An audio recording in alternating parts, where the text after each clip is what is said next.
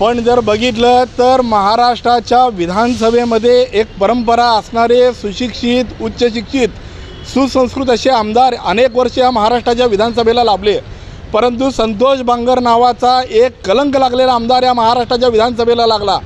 मुळात तो आमदार नसून तमाशातला नाचा आहे नाचा। त्याचं कारण असं आहे की टीका करत असताना अश्लील हातवारे करायची, घाण इशारे करायचे ही त्या संतोष बांगरच्या आमदाराची परंपरा आहे। त्यामुळं निश्चितपणे त्या आमदारावरती अशाच प्रकारचे संस्कार त्या आमदारावरती झालेले आहेत। त्यामुळं काँग्रेससारख्या सुशिक्षित 125 वर्षाचा इतिहास असणाऱ्या परंपरा असणाऱ्या पक्षावर टीका करताना अश्लाघ्य हातवारे करतो। त्यामुळं तो आमदार नसून तमाशातला तो नाचे आहे। महायुतीचं अद्याप जागा वाटप झालेलं नाही, कसं बघता या जागा वाटपाकडे? तिला सुटलेलं नाही। मुळात आपण जर बघितलं तर महाराष्ट्रामध्ये भारतीय जनता पार्टी, शिंदे गट, अजित पवार गट सपशेल अपयशी ठरलेला आहे।